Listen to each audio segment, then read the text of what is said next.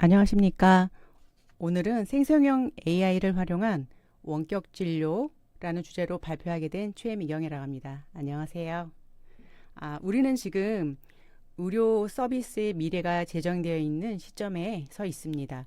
그래서 단순히 아픈 곳을 치료하는 것을 넘어서 우리 예방부터 치료까지 가능케 하는 이 기술이 어떻게 우리의 삶을 바꾸고 있는지 지금부터 소개해 보도록 하겠습니다. 자, 의료 패러다임의 변화는요, 우리 과거에 치료 중심에서 예방 및 개인 맞춤형 정밀 의료로의 전환입니다. 그래서 이 거대한 변화의 중심에 바로 생성형 AI가 있습니다. 그래서 핵심 적용 분야로 진단 보조, 그 다음에 환자 상담, 그 다음에 행정 자동화 이렇게 되어 있는데요.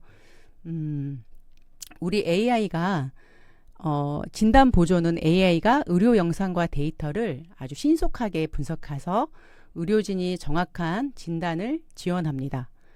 그리고 환자 상담은요, 그 24시간 AI 챗봇이 환자의 질문에 응답하고 초기 증상을 분류합니다.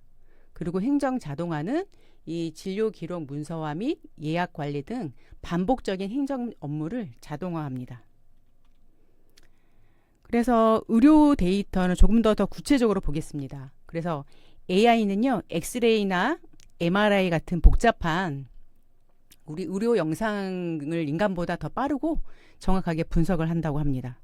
그래서 조기 발견, 그 다음에 오진율 감소, 맞춤형 분석으로 인해서요, AI가 이렇게 우리 곁에 다가왔어요. 그래서 조기 발견은 육안으로 식별하기 어려운 미세한 병변을 감지하고 그 다음에 오진율 감소로서는 데이터 기반의 2차 소견을 제공합니다.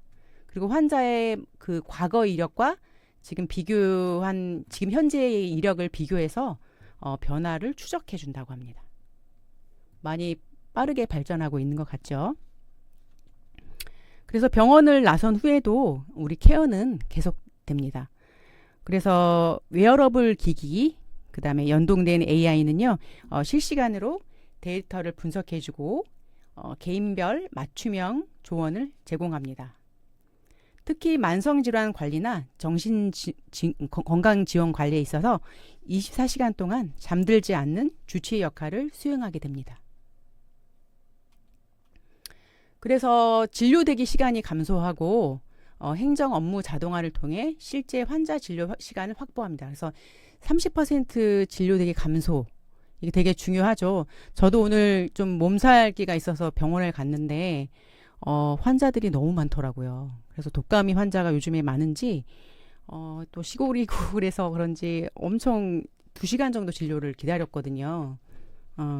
이거에 비하면 업무 효율성 증대가 이게 30%면 대단히 큰 수치라고 생각합니다. 그래서 당연히 의료진의 부담이 경감되겠죠. 그래서 생성형 AI는요, 진료 기록 작성과 같은 시간 소모적인 업무를 대신 처리합니다. 그래서 의료진의 번아웃 방지, 그 다음에 환자와 라포 형성을 시간을 증대해요. 그래서 병원 운영 비용도 절감되는 효과를 갖는다고 합니다. 그래서 주요 도입 효과로는 우리 접근성 향상, 그 다음에 비용 절감, 의료 품질 개선, 그 다음에 연속적으로 케어하는 이런 주요 도입 효과가 있어요. 그래서 이제 접근성 향상으로 보면은 의료 소외 지역 같은 경우에는 야간 시간대에도 수준 높은 의료 서비스를 제공한다고 합니다. 나머지 것들은 이렇게 이런 도입 효과가 있다라고 설명하고 있습니다. 자, 실제 도입 사례인데요. 이렇게 진료 대화 자동을 기록해주고, 그다음에 초기 증상을 분류해주면서 환자 위험도를 평가하는 이렇게 AI 챗봇이나 대시보드를 활용하는 실제 사례가 있습니다. 물론 이렇게 생성형 AI가 우리한테 또 이렇게 유용하지만 과제와 위험 요소도 존재합니다. 그래서 민감한 환자 의료 정보 유출 그런 위험이 있고, 그다음에 보안 문제는 가장 중요한 과제라고 합니다. 그래서 엄격한 보안 프로토콜과 규제 준수가 필수적입니다. 그리고 AI가 잘못된 의학 정보를 가지고 생성하는 환각 현상이에요. 그래서 학습 데이터를 물론 공부하지만 편향적으로 인한 오진 가능성에 대한 검증이 필요한 시점입니다. 그래서 개인정보 보호 문제와 그다음에 AI 의사 결정의 투명성인데요. 아무래도 지금 이제 과도기라 보니까 이렇게 개인정보 및 의사 결정은 아직까지는 좀 사람과 같이 의사가 같이 이렇게 병행해야 된다고 좀 생각하고 있습니다. 자, 농촌의 현실 장벽인데요. 제가 지금 장수군에 거주하고 있는데요. 저같이 그 장수군에 거주하고 있는 지역에는 병원이 없어요. 그래서 특히나 어르신들 같은 경우에는 전문의를 만나기 위해서는 1시간 이상 버스를 이용하거나 이렇게 이동을 하는데 시간이 많이 걸리더라고요. 그래서 관절염이나 뭐 거동이 불편하신 분들, 이분들 되게 고통인 거죠.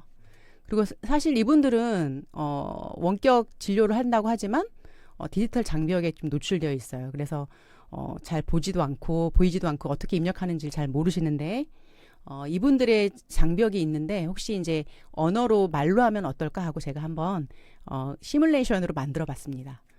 그래서 이분은 지금 환자 소개를 하는데 82세 김순자 할머니예요. 그래서 상태는 퇴행성 관절염과 만성 통증이 있고요. 거주는 혼자 사시고 그다음에 거동이 불편합니다. 그래서 일단 이분들은 스마트폰 글씨 입력 불가예요. 그래서 이걸 어떻게 하나 했더니 이렇게 시나리오를 만들었는데요. 먼저 이렇게 입력할 필요 없이 말로 하는 접수예요. 그래서 AI 그 시스템 기계한테 말로 하고 어디가 아픈지 합니다. 그래서 2단계에는 이 AI가 실시간으로 언어를 분석해서 차트를 생성하고 있어요. 그래서 3단계에서는 맞춤형으로 그림 처방을 해줍니다. 그래서 이해하기 쉬운 시각 가이드로 의사 처방은 뭐 앉아서 다리 들어올리기를 10회 운동을 하세요. 이렇게 하면은 생성된 AI 같은 경우에는 그림을 통해서 의자에 앉아 다리를 올리는 할머니의 모습을 그린 직관적인 그림을 TV나 태블릿으로 전송하는 기능입니다. 아주 이런 데 되면 되게 좋을 것 같아요. 그죠? 네, 4단계로는 공감하는 연속 케어인데요. 정서적 교감은 점심약 복용을 알림을 생성하고요. 그다음에 똑똑한 복약 알림을 해서 할머니 점심 드셨으니까 지금부터 뭐 물 한 컵이랑 약을 준비하는 이렇게 알림을 하는 거예요. 그리고 안전한 모니터링은 대화 중에 위급한 상황을 감지해서 마을 간호사나 보호자에게 알림을 보냅니다. 그래서 앞으로 이렇게 시장 성장 전망인데요. 연평균 이렇게 30% 이렇게 성장률로 해서 2027년도에는 $200나 약 26조 원 규모를 넘어설 전망입니다. 그래서 자주 묻는 질문인데요. 의료용 AI는 의사를 대체할 수 있나요? 했는데 아니요. 아직까지 의료 AI는 의사의 보조 도구로 활용되며 최종적인 진단과 치료 결정은 여전히 의사의 판단에 의해서 이루어집니다. 의료 AI는 얼마나 정확한가요? 근데 AI는 수많은 데이터를 학습하여 높은 정확도를 보이지만 데이터의 품질과 학습 방법에 따라 성능이 달라질 수 있습니다. 그래서 의사와 함께 사용해야 합니다. 자, 미래학자 베르탈람 메스코가 이렇게 얘기했대요. AI는 의사를 대체하는 것이 아니라 AI를 사용하는 의사가 그렇지 않은 의사를 대체할 것입니다. 자, 짧은 시간이었지만 너무 즐거운 시간이었죠? 경청해 주셔서 감사합니다. 이상입니다.